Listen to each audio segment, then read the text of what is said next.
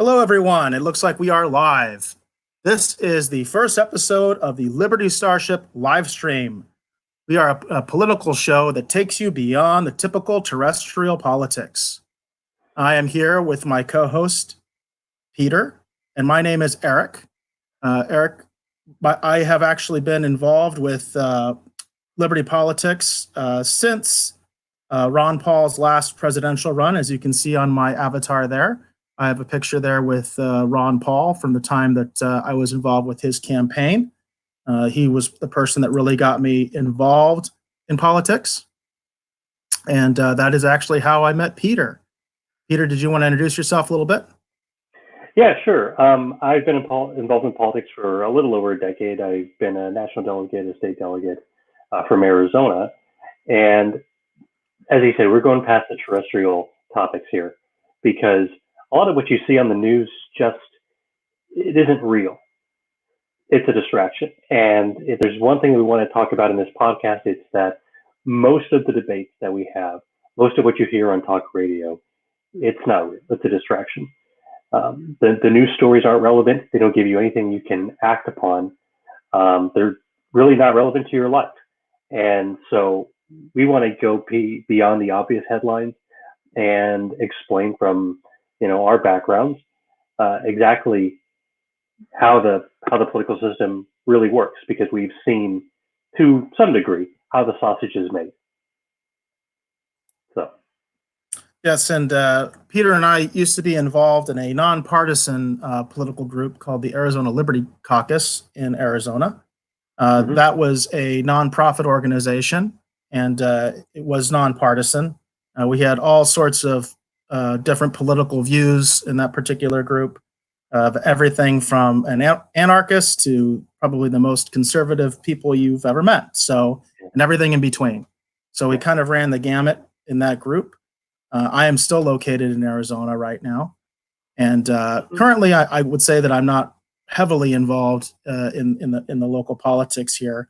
That may change, but currently I'm not. Closed location.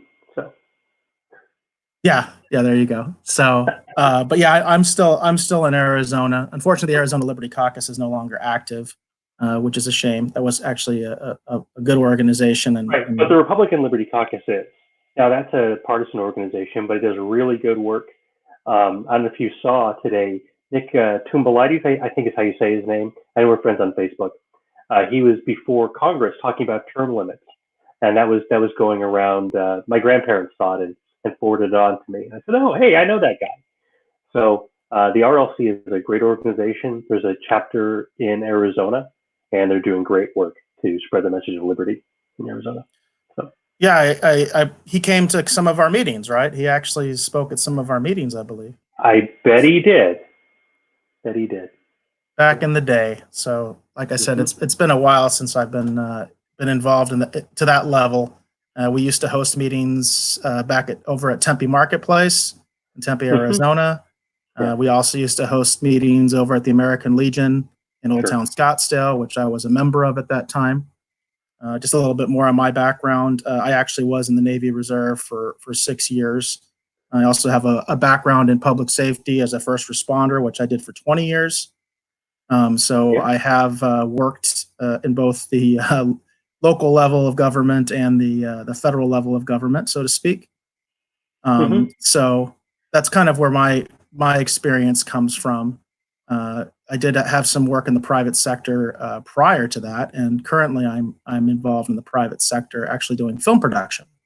Sure. So, I think your background, I think your background in the Navy gives you a different perspective on foreign policy than a lot of other people who just see it on TV. So, what's that? One of the interesting things I remember about the days of the Ron Paul campaign when he was running for the presidential nomination for the Republican Party, it was really interesting to see how many veterans were supporting him. In fact, the local campaign chairman here in Arizona, he was a veteran, and he had quite a few veterans that supported him, pretty much all over the place. There was prominent members of our group that were veterans as well. And we're heavily involved in the cause. So I think the main thing that for me that I learned on some of the different issues of the day, of the week. We plan to do this show every week, every Monday at this time. Go for just about an hour, and we'll each have a topic, and we'll also talk about some of the news that's going on, which we're going to actually term daily distractions. So that's actually going to be our news segment. So if we're ready to go there, let's go.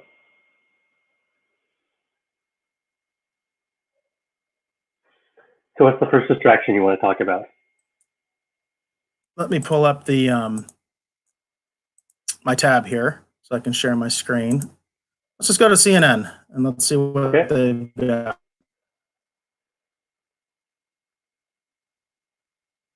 So they do have a story about the coronavirus, which I am going to be talking about later, but with a different angle. But right here, we've got 100 cases of coronavirus confirmed in the United States. Virus has killed 6 people in Washington State, according to health officials. More than 3,000 have died globally from the outbreak. And you can kind of see these little additional headlines for additional articles below. So you got a timeline here, how Trump was out of step with the CDC during coronavirus response. Yeah, there's no bias in that headline at all. I would say that's no bias there. Student with no contact and no related travel gets coronavirus. U.S. coronavirus cases surge and prompt travel restrictions, school closures, and emergency declarations. And we've got one here that's actually listed as opinion. That's nice that they actually listed as opinion. A coronavirus crisis underlies 8 of Trump's failings. Because remember, no crisis cannot be utilized politically. No crisis can go to waste. Trump this isn't a distraction. This is a real story that affects real people. We've seen it affect Hong Kong. The streets are cleared. This has real geopolitical implications. Oh, absolutely, absolutely. I just find these headlines interesting. Trump claims flu has higher death rate than coronavirus. CNN's Dr. Gupta corrects him. Great, yeah, that's real valuable there. Apple, and here we go. Apple will pay up to $500 million for a little while. You know what's going on with that headline? Let's dig into that a little while. What's going on with that headline? Which one? Dr. Gupta corrects the president.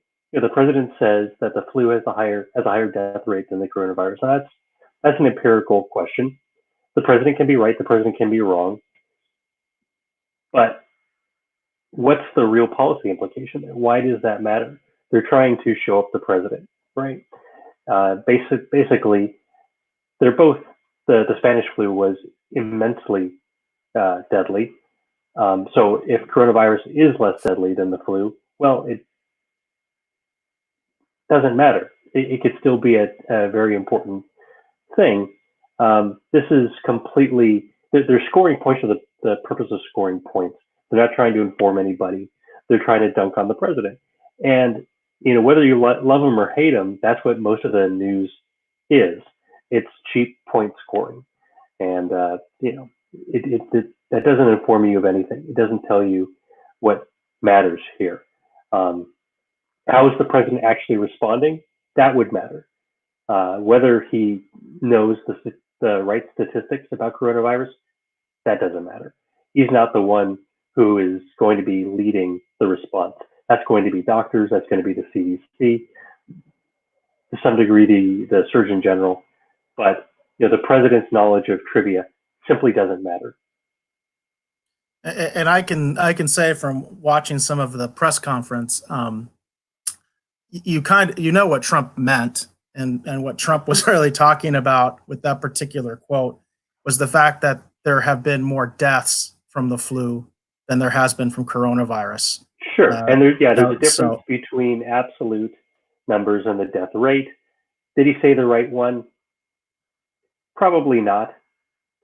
He's a big picture guy. So I think they know what he meant. It's just that they need to call him out for it. Sure. But down here, If that determines your vote, that says a lot about you. Yeah. What do you think about this Apple lawsuit? You're an Apple guy, aren't you? I was at one point. What happened? Actually, part of this, I was constantly having issues with the batteries, which this is something that is actually an old story. I remember this years ago when they broke this story. Apparently now the lawsuit has gone through because Apple was putting software on their phones that was essentially making your battery die before its time. So yeah, I would say that this is kind of old news. People obviously, are going to be trying to get a little piece of this 500 million, I assume. But it's an old story as far as what Apple was doing. Yeah. The new twist, I guess, is the settlement. Right. Right. So we do have, of course, some political news that's going pretty strong right now, which is that apparently a lot of these former Democratic candidates are starting to coalesce around Biden. Mm-hmm. So it's down to 3, right? So now we basically just got Biden, Warren, and Sanders after the South Carolina primary. I was actually I'll say that I wasn't surprised, but I will say that everybody kind of said that this was a make or break for Biden. And as far as the break part, he appears far from that. And it does seem like the quote unquote moderate wing, if you will, of the Democratic Party, if you can call it that, seems to be sort of galvanizing around him. Mm-hmm. Yeah, and you and I have talked about this. I don't know that extreme versus radical is really the division here. How do you even measure if Buttigieg is a radical or Warren is a radical? I've heard Buttigieg called one of the more centrist candidates, but as I understand it, as in his career so far, he's taken positions that are to the left of Warren, not to her right. So this is largely about temperament. This is about the salesmanship part of it. I just think that a lot of this is completely misguided. It's all packaging. It's all lies. We don't know who any of these people are. We're being sold a bill of goods, as we usually are in the primary, because we don't have time to dig through 17 candidates and get to know who they really are. Now, I'll also say that clearing the field, I don't think that's a good idea. If you're a moderate or if you're worried about Sanders, there's a story just below that talking about the Stop Sanders movement, which is what this is about. I don't think having fewer candidates hurts Sanders. It just means that he gets to go one-on-one against Joe Biden, and it makes it more likely that he gets an absolute majority of the delegates, or somebody gets an absolute majority of the delegates when we get to the convention. So yeah, dropping out and endorsing Biden, I think it seems like a good strategy, but it gets the Democrats further away from a brokered convention. And I can see this backfiring big time for the Democrats, because we're going to find it's a lot of people who like Klobuchar or who like Buttigieg or any of the other candidates who've already dropped out. Their second choice is going to be Sanders. A lot of them, not all of them. So Sanders is going to see a bump, as Biden will after this. It's not guaranteed that Sanders will suffer. So I think this is incredibly misguided. And for people out there, if you're a Republican and you think that Bernie Sanders can't win the presidency, I wake up. Bernie Sanders absolutely can win the presidency. It's not guaranteed. But if you are complacent, if you think that there's no way the American people could elect Sanders, well, look, Sanders right now sounds an awful lot like Trump in 2016, not in terms of what they're saying or what they stand for, but everybody is saying He's too radical. He's too out there. Nobody's going to vote for him, and he just keeps rolling. His numbers keep going up in the primaries, and he's just defying political gravity. Nobody predicted this, and there's a very simple reason why, because people are dissatisfied, not for reasons that are entirely obvious to me. I think the stock market is good, unemployment's low, the economy is going great.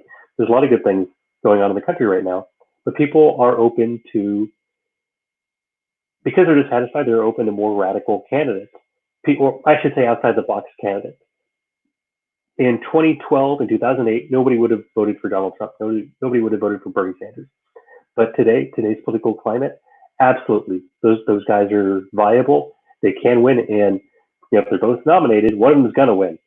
So buckle up, and don't be surprised if in November the American people elect President Bernie Sanders.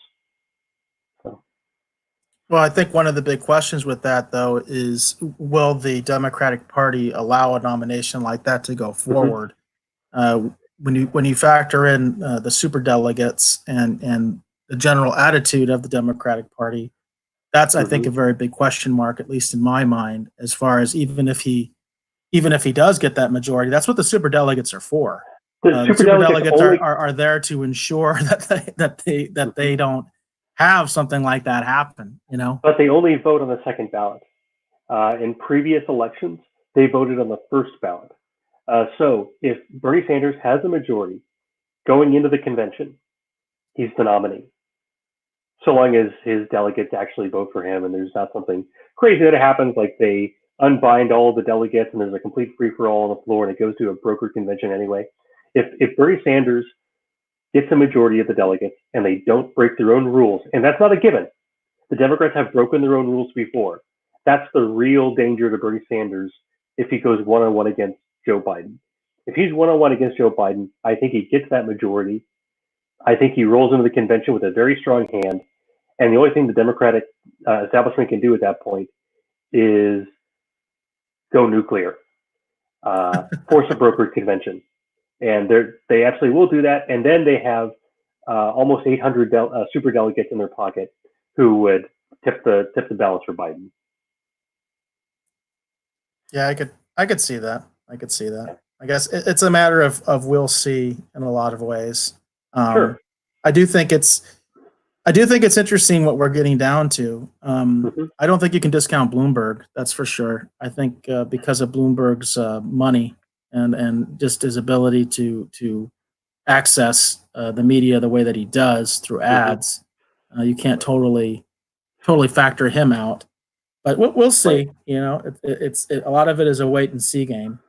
Sure. Interestingly enough, I have a pretty good friend who actually was the president of one of the local chapters of the I think it was the Young Students for Liberty or something like that. I can't remember the exact name of the organization.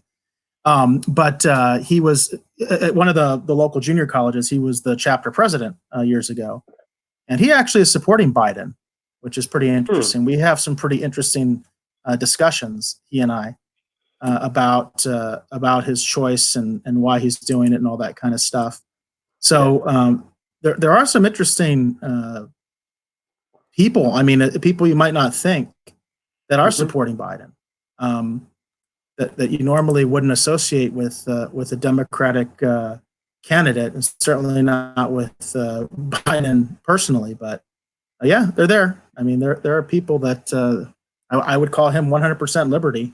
I wouldn't question his motives at all. But he's a Biden supporter. He's looking forward to the campaign here. He was worried that Biden might not make it to Arizona, and I would say that Biden has a pretty good chance of making it to Arizona. Biden will make it to Arizona. Yeah, with all these other candidates dropping out, I mean, who's going to be the standard bearer if he drops out? I mean, Mike Bloomberg? There's nobody left, really. Elizabeth Warren is done. Klobuchar and Buttigieg were the only ones who were racking up delegates in any numbers at all. I don't know that Warren had any delegates. Maybe she had some from New Hampshire. I don't recall, but I don't think she had any delegates. I think So I'll give you right I about that. think she actually got a couple from Nevada. If But I you got, recall okay, correctly. from Nevada. I didn't follow that. Yeah. So Speaking of Nevada, I wanted to bring this up. If we're talking about how Bernie Sanders can be screwed by the establishment, a lot of the numbers that you see that are being reported, this candidate has that many delegates, that candidate has that many delegates, it can change at a state convention. And Nevada is one of those states where it can change. And it happened to Bernie in 2016. It could happen again. What happens is you go to the caucus, the delegates are apportioned. You go to the convention, they elect the national delegates, and guess what? They're not Bernie supporters. And maybe they're not exactly bound to vote the way that we thought they were. And so the number of delegates that Biden has, or that Bernie has from Nevada, isn't set in stone right now. Until the convention, when those delegates are actually chosen, we know who they are. That's when it's locked in. So, yeah. And there's so many tricks that the party leaders can play. They can repeal all the rules when you get to the state convention. They can run out the clock.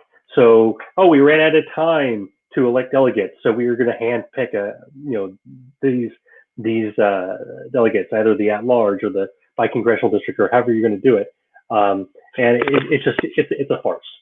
It can become an absolute farce.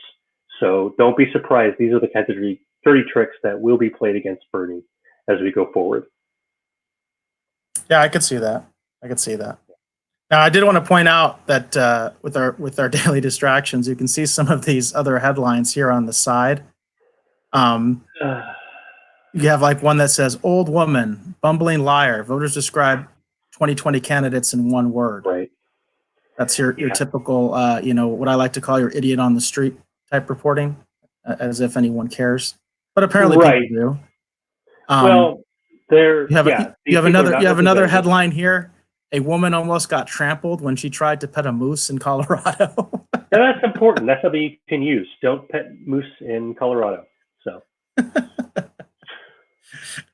Yeah, and then you got the sort of bizarre stuff, the bizarre political, I guess, I don't know. College recruiter is out of a job after he asked high schoolers to line up by skin color and hair texture. Sure. Well, I mean, he's out of a job. The scandal would be if he still had a job. This is clickbait. It's an outrage, but clearly the people above him knew it was an outrage, and they did the right thing. They fired him. You shouldn't do that.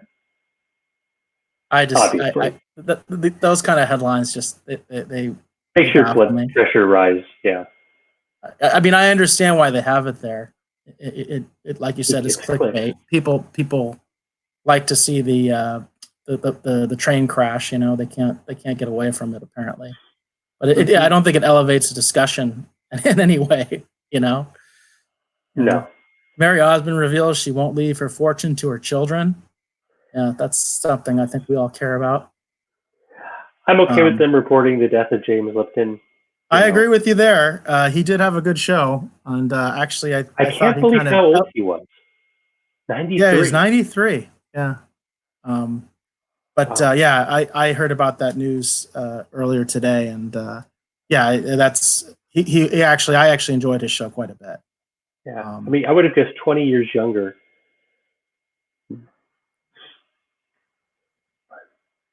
Adam Levine responds to fan backlash over performance. Yeah, that's hard news, right? That's hard news. Sure. At least it's below the fold. Below the fold. Some people want the entertainment gossip, and they have a place to get it. So. And I want to clarify that as we go forward, I plan to be a little bit better prepared with these specific headlines that are just sort of outrageous and silly. That's fine. This is a good cross section. This is what we're fed, and the top of the news. These are the stories that go viral. These are the stories that go around, and these are distractions. It's unfortunate, but do you see this Oprah one? Oprah falls on stage while talking about balance. The irony, right? Yeah. The irony. Wow. I mean, I don't. Yeah. This is CNN. Okay, this is supposed to be the hard news network. The hardest of And hard this is the news. kind of, Yeah. and this is the CNN.com page. This is the first stuff you see. Right. It's amazing to me. It really is. I mean, Hmm. it's just amazing to me, the kind of stuff they have on here. Lady Gaga announces new album. You know, Hard Public news. Enemy fires Flavor Flav after dispute over Bernie Sanders rally. I don't understand. How can they fire him? I don't. Maybe this is real news because that's like the Rolling Stones firing Keith Richards. It doesn't make any sense. Oh well. No, it doesn't. It doesn't make any sense at all. So, Hmm. well, I think we should probably start moving on to some of our main topics that we had chosen earlier that we wanted to talk about and kind of Sure. give our own little perspectives. Okay. So, I wanted to talk about the coronavirus versus Liberty. Coronavirus? Yeah, but specifically versus Liberty, because this is not an angle that's really being talked about at all in the mainstream media. I don't even really hear much from alternate media about this, really. I think people are kind of in a mode of panic. Panic is always a great time to take people's rights away because they'll give them away. You know, there's an old saying that if a person doesn't have security, they will gladly give their rights away.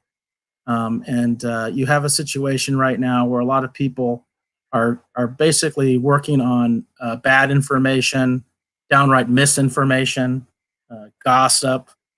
In a situation like that, a lot of people will do rash things because they're acting on, again, bad information. And this is one of those things. It's a developing story as far as the extent of the coronavirus and what the real effect is. But I kind of want to put some pointers out there and some key points that people need to kind of be aware of. You know, first of all, anybody I think with half a brain understands that the numbers out of China are not accurate. Okay, so we're talking about a communist regime, and people tend to sometimes forget that because China is a big trading partner with the entire world, essentially. It is the world's manufacturing plant. And so people forget what type of regime it has. The sort of irony of the whole situation is, especially from a liberty standpoint, is that there's probably not any other country in the world that has both the will and the ability to do what China has done. And what I mean by will is the type of government they have, specifically being a communist government and an oligarchy, if you will, that is ruled by the Communist Party. And then the other side of that is they have the ability because China is a rich country, relatively speaking to other countries. It's the second largest economy in the world. So they have both the will and the ability to do things that no other country can really do in terms of the amount of people that they've quarantined. And we're talking about like over 100 million people that have been quarantined in that country. That would never happen here, I don't think. I just don't think it's possible. The logistics of it just don't work. The attitude of the citizens don't work. It just wouldn't happen, I don't think. We'll see. I guess we'll see as this thing progresses, and we'll see how big it gets here in the United States. Well, just to play devil's advocate here, I mean, Roosevelt did intern the Japanese during World War II.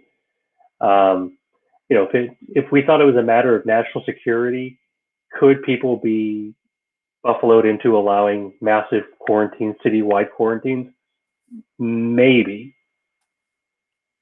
Yeah, I that's see when you use that comparison, the scale just isn't there. It's just not there. There just weren't that many Japanese Americans. You know, they're just and also one thing that's interesting about that, taking that example, for instance, they wanted to implement you know, an internment in Hawaii, and they couldn't because if they had, they would have destroyed the economy in Hawaii because the Japanese citizens and Japanese residents were a huge part of the economy of Hawaii, and it's not because they didn't want to; it's because they realized they would just paralyze the territory. It was territory at the time, and also it's important to remember Japanese on the East Coast were not interned either.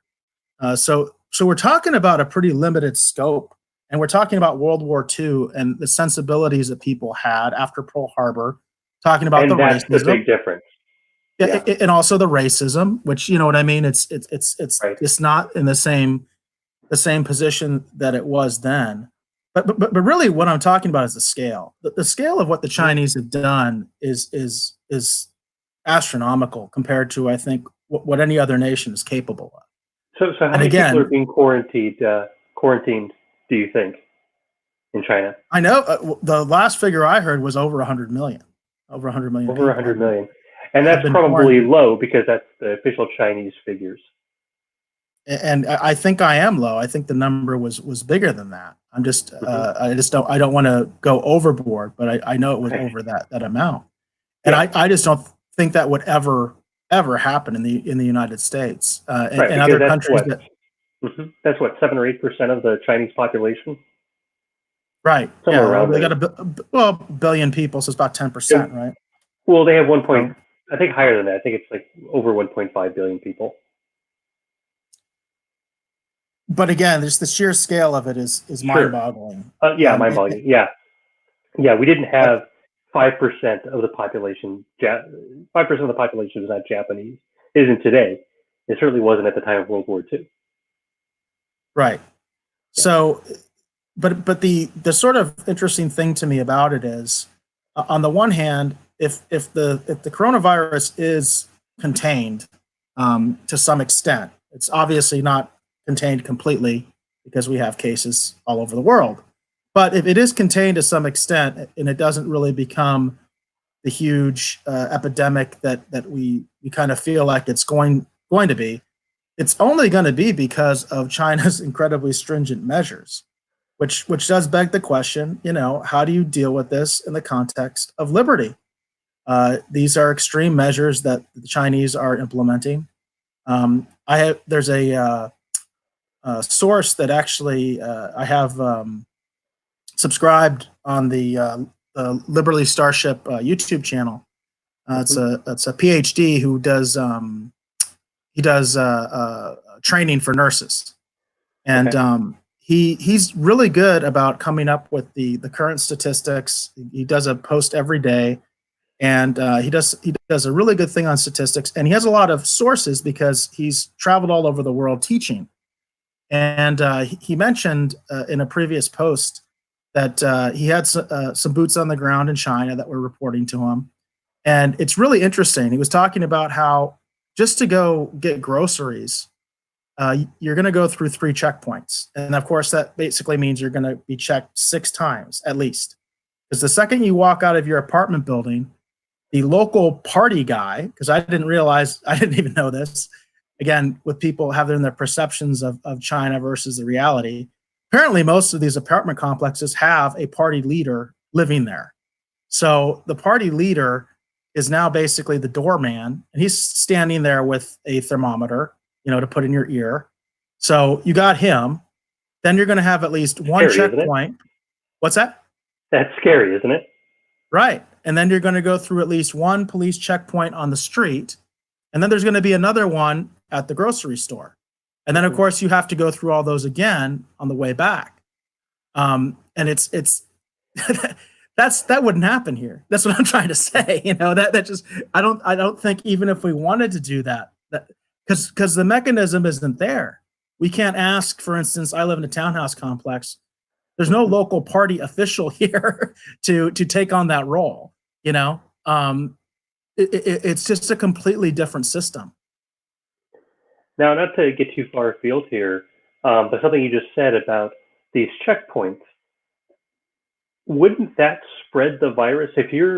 How are they sterilizing? If they're sticking, as you said, a thermometer in their ear, how are they doing it? If they're measuring the temperature of people who go through these checkpoints, how on earth are they sterilizing that equipment quickly enough to process the number of people they have to process? Well, that's a good question. I don't know. I mean, when you go to the doctor, they have those little covers that they take off, right? So each cover Okay. is different that you put in somebody's ear. Do they have that many in China? I don't know. That's a good question. Or are Could they trying be. to just swab these things? I don't know. Yeah. It's an excellent question.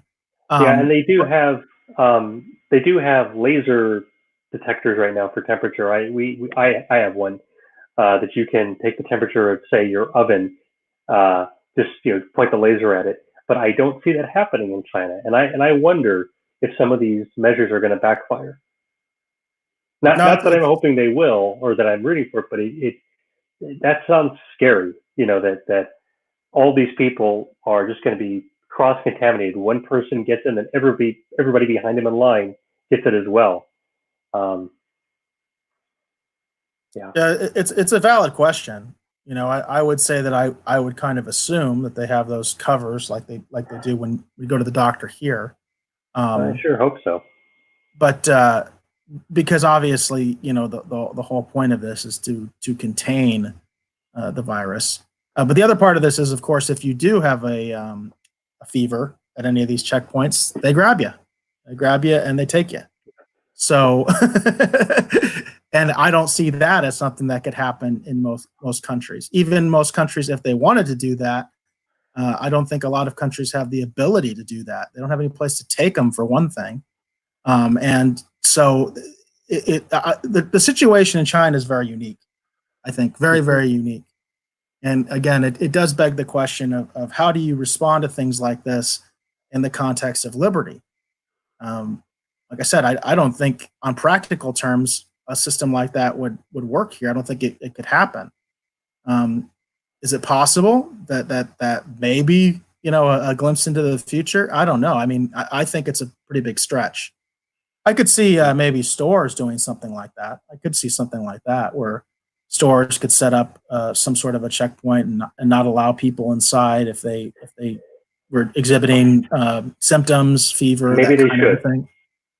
I hate to say it, but if there's a real outbreak, if thousands of lives are at risk, maybe that's not the worst thing to do. Well, also from liberty, I always say goes both ways because also in that context, of course, our stores are not state owned. So No. if a business chooses to do something like that, I think they're completely within their rights to do that. I don't think that's something that they should be condemned for. That's their right to do that, and if they want to try to protect their customers in that way, I don't think that's a bad thing necessarily. Mm-hmm. Now there is another side to that, which is you have people in this country who are very isolated, and even if they are sick, they don't really have the luxury of being able to get food delivered to them necessarily. So, there are things, like I guess Uber Eats, Amazon. There's other supermarkets that will deliver food to you, but I don't think that they're in widespread use. And of course, the other issue is whether the usage is enough. Is the capacity there to deliver food on that kind of a scale? I don't. In the United States, at least, I don't think that would be a problem. I think that there's a lot of people who are driving Uber who are looking for a side hustle who would be glad to pick up those routes and to increase capacity for that. I don't think there'd be, I think that's kind of the wave of the future. Coronavirus or not, I see that being a really fast growing market. Oh, I think it's a fast growing market. I'm just curious whether the capacity is there. And actually the other side of it is, what about the controls? Because there really are no controls when it comes to Uber Eats. I've used Uber Eats several times, myself, and there's nobody checking these guys to make sure they're not sick or anything like that. So it could be a method of actually spreading the virus, unfortunately. So, but anyway,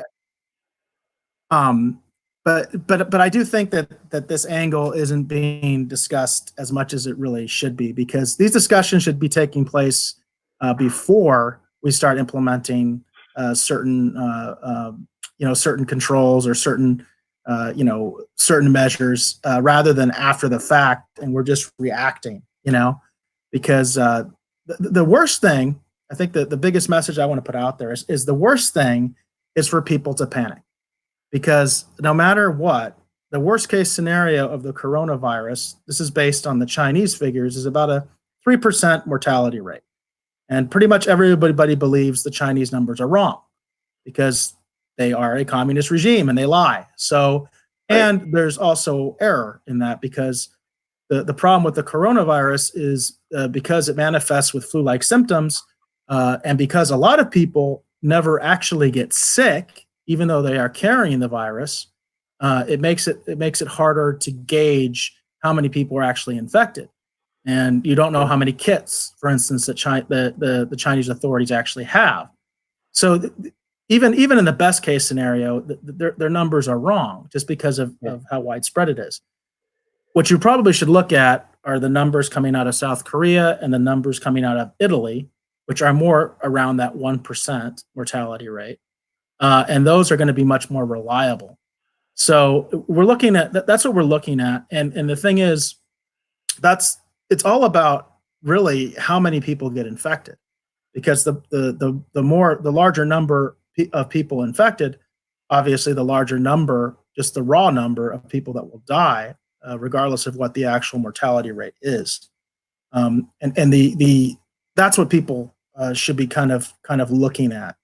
And again, it's important not to panic, and it's important because all that's gonna do is make the situation worse, and it's going to cause other problems that are gonna make the coronavirus itself look like a walk in the park. Because if people don't respond in a rational way, that's what's going to cause, I think, the real problems in this outbreak, not the virus itself. Yeah, I wanted to just share one thing related to that. I don't think we've mentioned so far. The Chinese have a lot of people in concentration camps right now, or work camps, whatever you want to call them. We said never again during the Holocaust, and I don't know how seriously we take that, because of course the Chinese we don't know how many Uyghurs in detention. And are they vulnerable? Oh, you bet they are. They're being kept in close conditions. The Chinese don't care if they live or die, frankly. You and I have talked about, the Chinese are sending men to fill homes where the men have been taken. It's absolutely disgusting, but this is what's going on. And that doesn't even cover the Laogai, their equivalent of the Gulag, where they have prisoners of all ethnicities who are political prisoners. What's going to happen to them? We can expect huge outbreaks, and the numbers are not going to be reported. They are not going to tell us how many prisoners are infected. They're not going to tell us how many prisoners die. They don't care. There are millions of people here who are at risk, and it's absolutely disgusting. It's an absolute, just heart-wrenching tragedy. Yeah, I actually, one of the things that I had heard was this is becoming an issue in Iran. Apparently, there's a major prison in Iran that's starting to have an outbreak, and that's going to be a huge problem. Anything, hospitals too are going to be a problem. Unfortunately, ironically, a hospital might be the worst place for you to be at, in a situation like this, because hospitals, prisons, any place where people are stuck. In fact, those new deaths that were reported on CNN, those are from a long-term care facility, from a nursing home. There were like 4 people that died at a nursing home, and that nursing home has been shut down. So if you have parents or something like that that are in a facility like that, that's where the real problems can happen, because they don't have anywhere to go. So places like that can just become an incubator for this, similar to what happened to the cruise ship in Japan. The cruise ship just became an incubator for the virus and infected all sorts of people that otherwise I'm sure would not have been infected. That was a really, that's a black eye for Japan, the way they handled that whole situation, because it didn't have to be like that, and they made it worse. They made it worse. So yeah.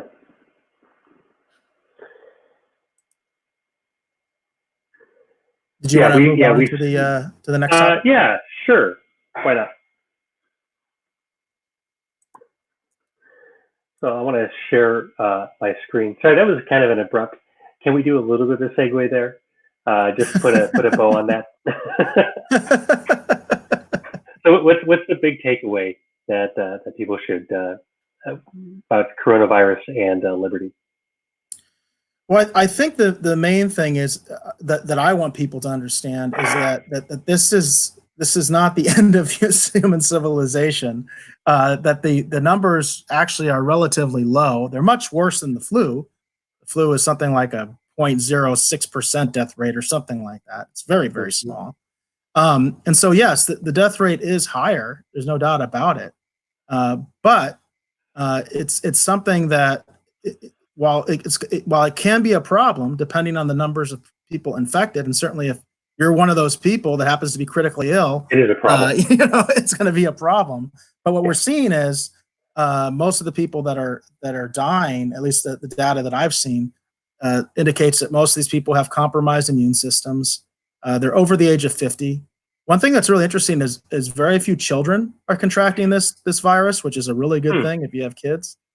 So just try to keep yourself informed and don't panic, and maintain some of those common sense things like social distance, washing your hands, things like that. Those are the things that are going to keep you out of trouble. So just don't panic, because I think that the media is going to try to make you panic because it's a news story and that's the way they are. To them, that's what their job is, to stir things up, and that's not what we need right now. I need to take a step back and again look at the data from Italy and South Korea if you really want to know what's going on, because again, those numbers out of China are wrong. The numbers out of Iran are worthless. I mean, the Iranians, I don't know what they're going to do. I think that that whole country could become infected the way that they're so poorly managing things. I had no idea Iran was that bad. I mean, their healthcare system is just a shambles, apparently. It's a black box. We don't know what's going on in Iran, really. You can't really travel there as an American. So, well, it's just funny because initially when they were doing this, they were doing something ridiculous. Like they said, we have like 60 cases and 20 people dead. You know what I mean? It's like, yeah, they're not testing. You know what I mean? that data is worthless. The number of dead. That might be something that's accurate, but the fact of the matter is they just don't have the capacity to test. So those numbers are just about worthless. They just don't have any capacity. And then of course, they have these massive rallies. They're still doing these massive rallies to the situation there is bad. That's very bad. But let's hope it's contained. Yes, in the United States, certainly, and abroad. So. All right. Absolutely.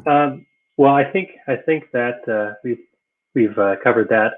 The next topic we're going to talk about is the return of conservative economics. You ready to jump into the deep end here of a bit of history to absolutely, yeah, give a little perspective. This is something that we really want to do. I have the tab selected here.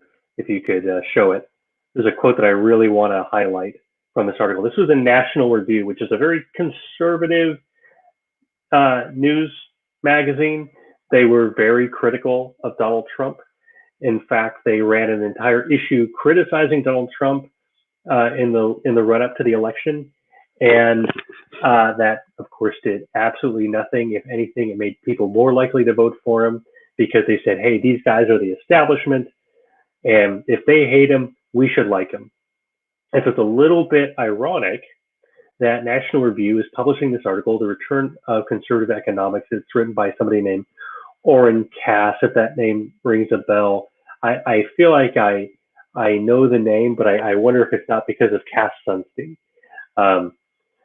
But the gist of the article, it's something that is very Trump friendly, which is Trump had this message, essentially that our economic system is flawed because we're favoring business, but we're forgetting the workers. Workers are getting left behind. And there was a lot of people, that was true, right? That was absolutely true. There were a lot of people in the Rust Belt where there are no jobs, the economy's terrible, those jobs aren't coming back, people in coal country, we're attacking the coal industry, and it was time that somebody in the White House stood up for them. And you have to hand it to President Trump. He absolutely has done that. He has put in place tariffs Whether those are, and well, that's a nuanced issue. I don't want to dig too deep into what Trump is doing. There's a bit more there than the news is telling us. But I wanted to share this quote because this is what I think National Review was concerned about in 2016 when Trump was 2015 and 16 when Trump was running, was that these ideas would be smuggled in under the guise of helping workers, of being worker first, America first. I like America first. I like worker first. I want wages to go up. I want there to be more jobs. I want there to be better jobs. I love that. Okay. We should all love that as Americans. That's what America winning looks like. But this quote is terrifying. It says, "We have become defenders." This is Senator Marco Rubio. So this is not just some guy with a website or a blog. This is a U.S. senator, and he's not alone. You can see Josh Hawley is also quoted here in the same paragraph. So this is a movement that might have some legs and might affect your liberty going forward.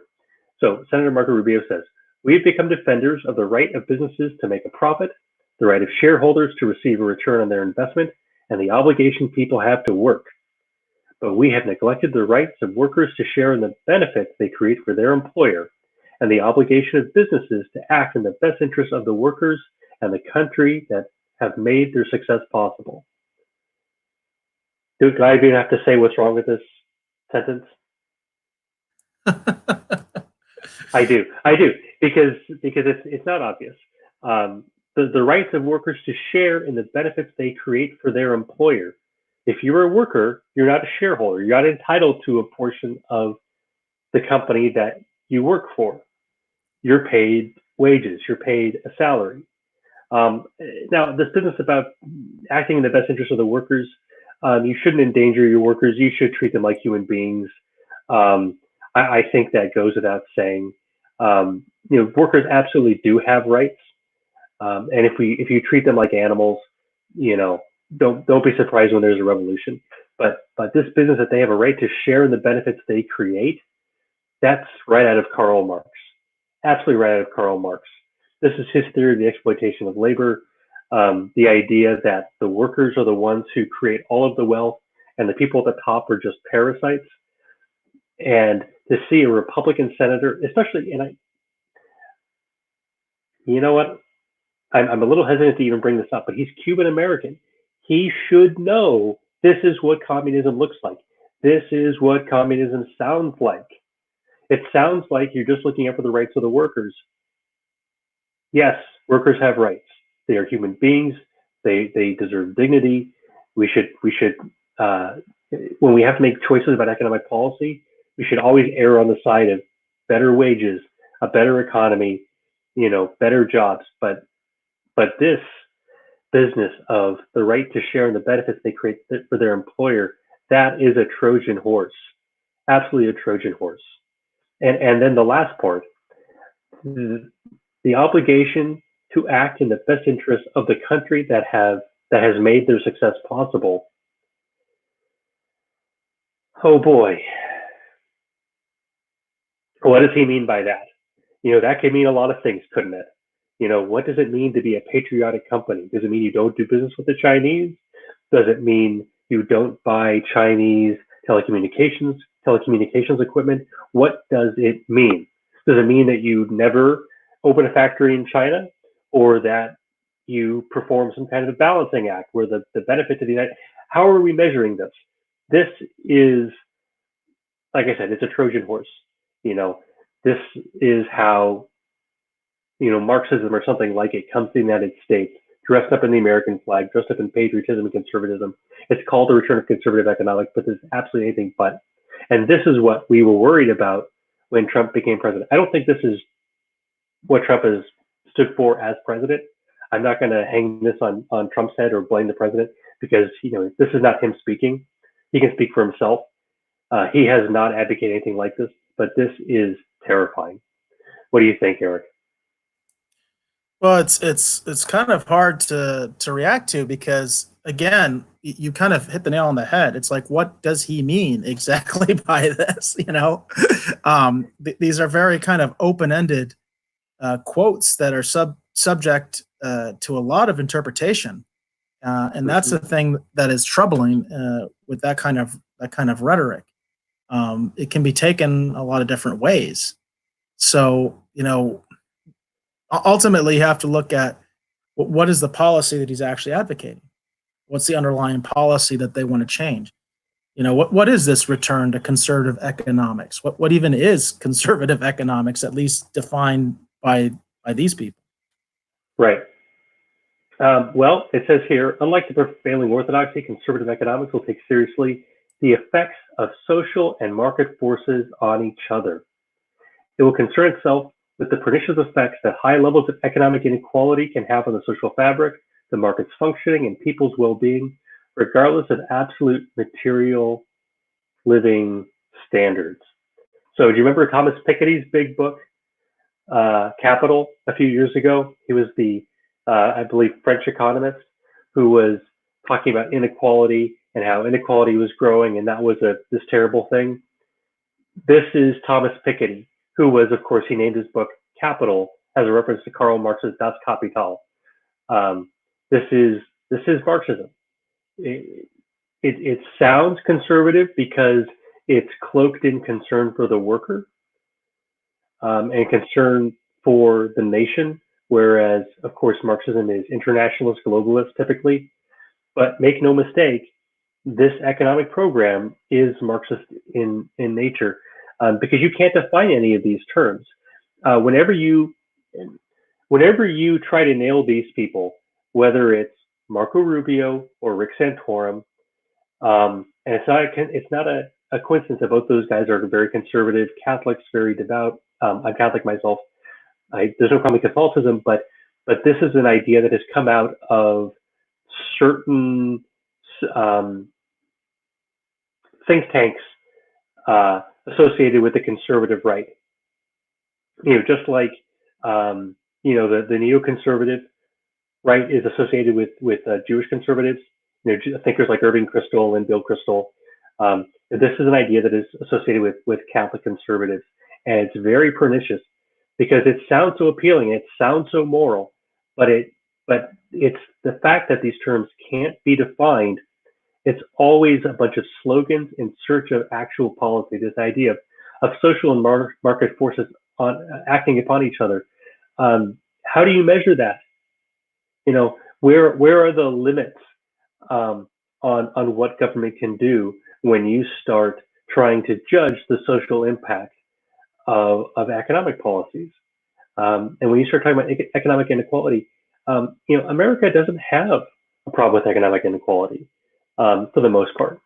And the fact that people are trying to ramp up anger over this says that we don't have enough to be angry about, because we have done such a good job of reducing poverty, of reducing homelessness in America, that all people can say is, well, yeah, sure, wages are going up and the working man has never had it better, but Bill Gates has it better, Jeff Bezos has it better, so maybe you should be upset about that. Well, it's interesting because a lot of this rhetoric really reminds me of fascism, honestly. And the sort of, we've talked about this off the air. I'm very much an advocate that the whole right left, the traditional political ideological spectrum that's taught in college, and I was taught this in college, of the extreme right being fascism and the extreme left being communism is a farce, because to me it looks more like a circle, and they start to look almost exactly like each other. You can, my background, I'm half Estonian, and Estonians weren't prospering necessarily any better under Hitler than they were under the communists. It's true that they had some benefits racially, because if anything, the Nazis were a little bit more sympathetic to them because of who they were, because Estonians are not considered Slavic. Right. That kind of gets into the specifics of that situation. But in terms of what life was like under either regime, there was no freedom. That's the bottom line. There was no liberty. That's the bottom line. It's just a different term. The actual effect is the same. We've also talked off the air that's, classic fascism in terms of like Mussolini was a little different than what Hitler did because, uh, in terms of Mussolini nationalized, I think, like 75% of the economy. He was just about as communist as you could get in that regard.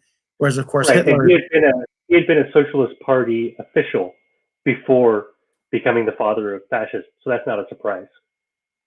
Hitler's difference economically was that he did not quote unquote nationalize, uh, large sections of the economy. That's not because that wasn't part of the ideology of the National Socialist Party, because in fact, the brown shirts were advocates of that. That's why they were eliminated. It was because because that's what they wanted. They wanted to nationalize the industries and said things like the revolution is only halfway done. That's why they were eliminated. But what Hitler realized, of course, was that he didn't really need to nationalize these companies because he could bring these he could bring the owners of these companies, the chairman of the board, into a room and put a gun to his head and tell him what to do. And so it was the same effect without having to actually nationalize these companies. That's my point. Is just because you don't do that doesn't mean that you're not in control, and it doesn't mean that we're talking about a situation where we have freedom. It's still tyranny, and that's why I say the right left, the traditional spectrum that people are taught in college is just complete garbage. And I think a lot of what you're talking about, that's where you kind of get this idea that, well, this is a conservative, this is a right wing kind of economic theory. It's like the same way that fascism is, Right. And let's not get carried away here. I mean, Marco Rubio isn't advocating gas chambers. He isn't advocating a police state in the model of Castro or Franco or anybody like that. But this is how it begins, because you try to exert a little bit of control, thinking you're going to be able to get these positive results for the economy, and then it doesn't quite work. So you need a little bit more control. And if you control the economy, you control people. If there's no economic liberty, there's no personal liberty. And that was the people are often able to separate the idea of socialism versus communism. That's one of the reasons, like Bernie Sanders calls himself a democratic socialist, because the idea there is that the government can still quote unquote be free and democratic, while the economy can be managed by the state. And there are examples of this. I mean, even if we look north and south, Canada and Mexico both have a lot more elements of socialism than the United States does. And they are still considered democracies. Now, what you don't hear very often is the fascist version of that, because the fascist economic model is not talked about very much, and that's the problem there. Reagan talked about this. He always said that he always thought fascism would not come from the right; it would come from the left, because liberalism advocates this high degree of regulation, and therefore, he was looking at that Hitler model, that he was saying, hey, you don't have to nationalize these companies, you can just regulate them to death and basically take them over in that way. So I think it's a very under-discussed element of fascism is the way fascist economies work and what they actually did. And that's what I'm talking about here. So we may not get the gas chambers, because there's no gas chambers in Mexico or Canada. I'm not trying to say that. But what I am trying to say is, whereas people can separate the ideas of communism and socialism quite well, they do not generally look at the way fascist economies are run and then look at their own system and say, we're doing that. Exactly. That's exactly what we're doing. We're doing exactly the same thing that Mussolini did economically. The trains are running on time. You know what I mean? Or we're doing exactly the same thing that Hitler did. I think you just hit on something really important.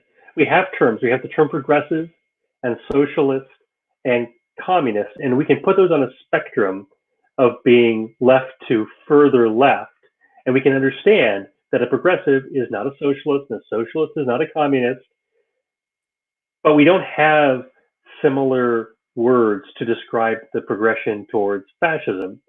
Perhaps in large part because fascism was imposed so quickly in Italy. It happened almost overnight, and the same thing in Germany happened almost overnight. There was no revolutionary process. There's no gradations, but that doesn't mean that it can't happen slowly somewhere else. Yeah, it's interesting. Is that what you're getting at?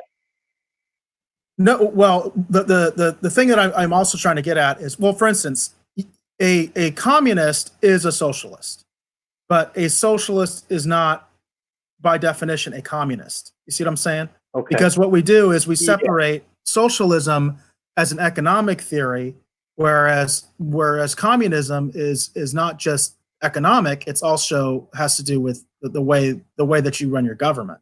There's no question that any communist government that's actually existed on this planet, they've all been totalitarian. Essentially, they become an oligarchy where the party is in charge, and the party never represents more than maybe 2 or 3% of the population. So they essentially become an oligarchy. That's just the way it is. And so we can make a distinction there. And like I said, you have countries, just right to the north and south of us that are much more socialist and openly so, but they're not considered totalitarian per se. I would not advocate certainly that Canada is a totalitarian state, but when it comes to the way that the economic model of most fascists, which can be described in a lot of different ways. For instance, I've heard Hitler's economic plan described as military Keynesianism.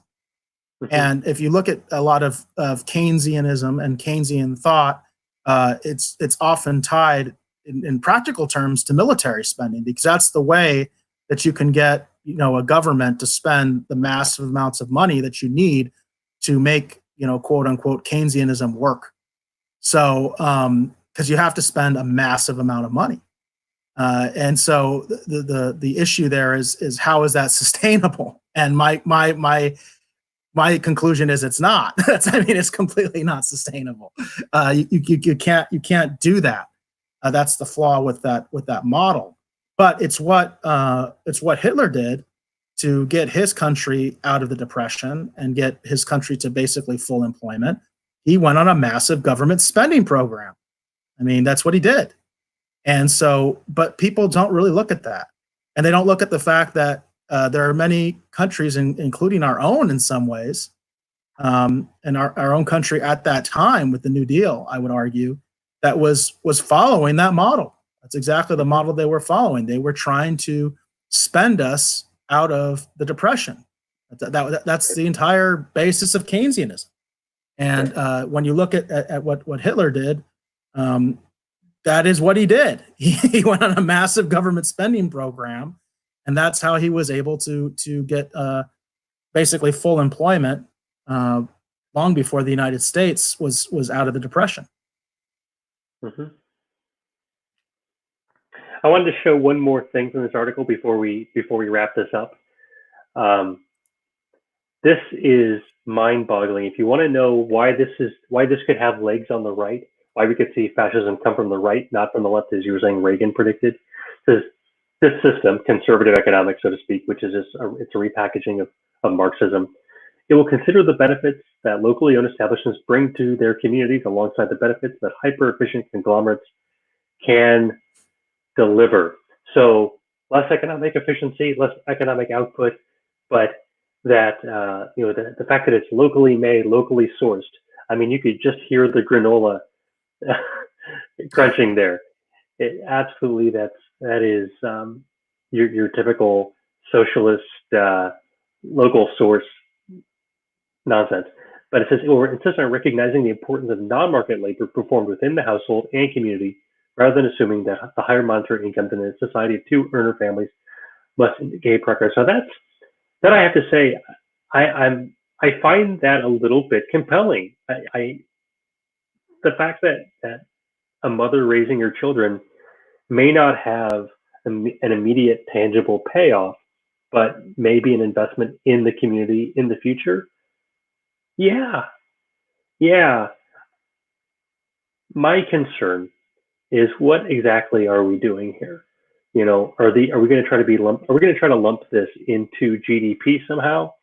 Um, I I really worry when you start with, we're going to give workers part ownership of of businesses, and you end with, we need to value mothers. It sounds a bit like the feminist Marxist critique, the exploitation of women, that men go out and work, but they couldn't work unless women were at home. Um,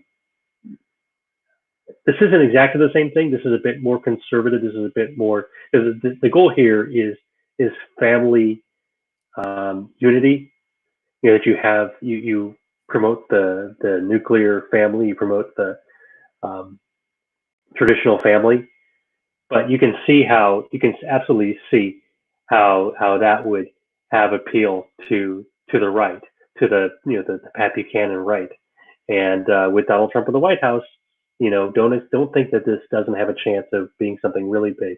It absolutely could be huge, and this is just the first shot being fired.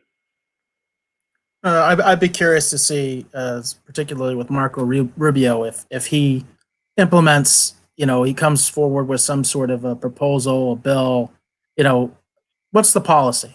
That's what I'm really interested in. Is how do you implement this? What is the way that you make this happen?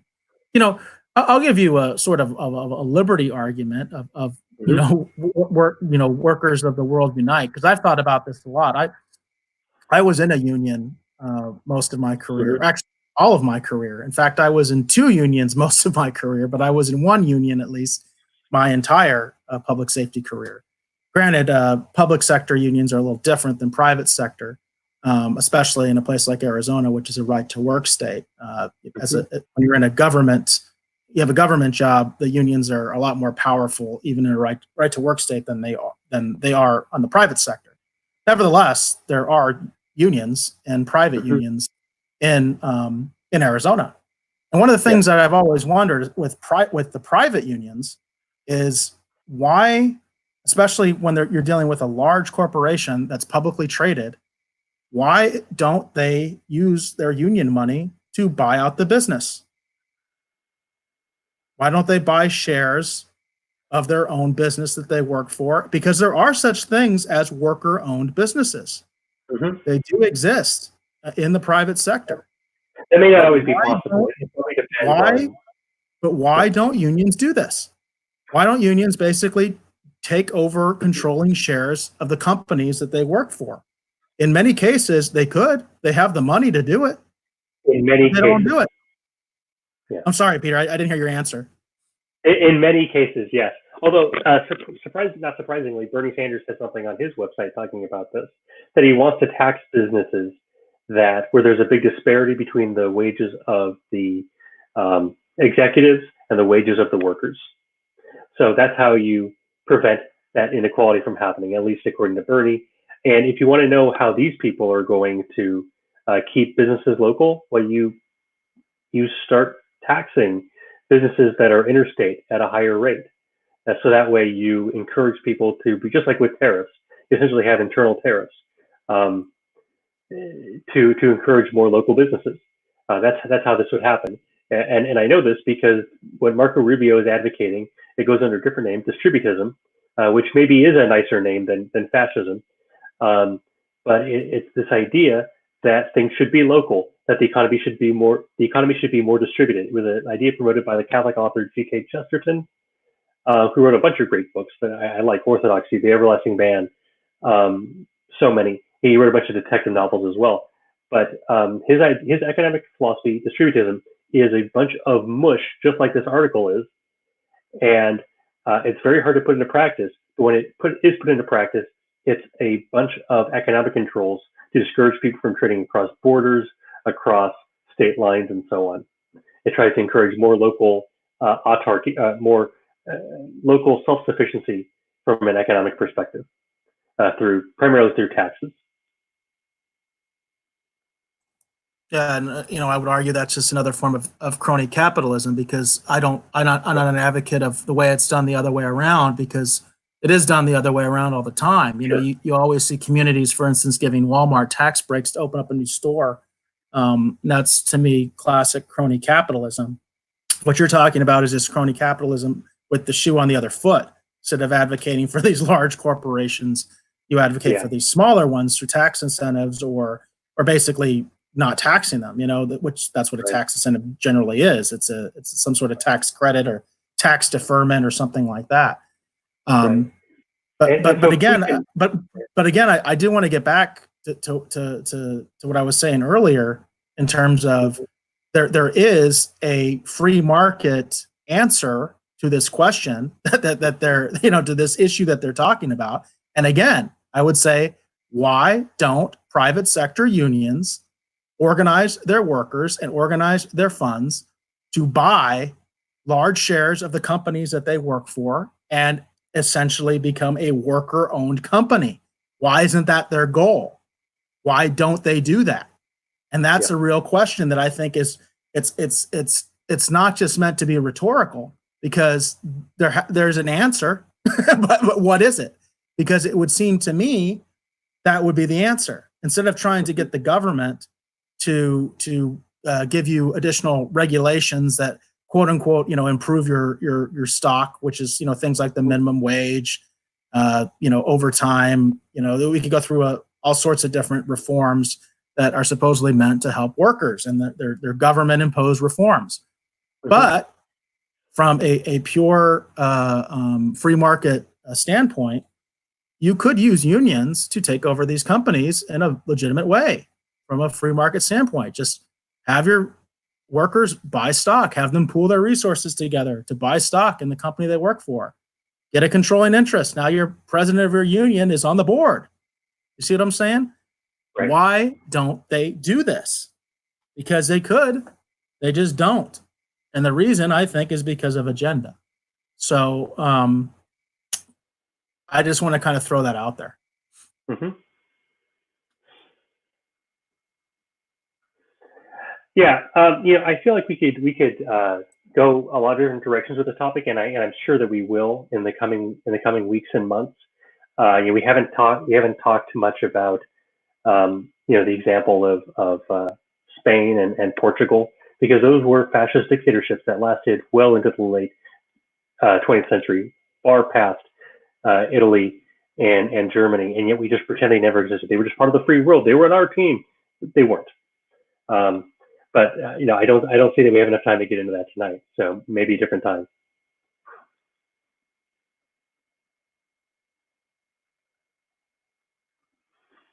All right.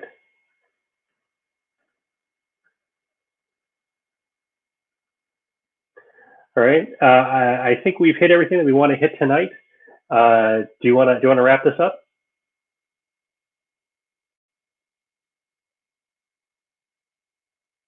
Eric, are you there? Oh, Eric, where'd you go? Okay. Well, from Liberty Starship, I'm Pete. Keep flying free.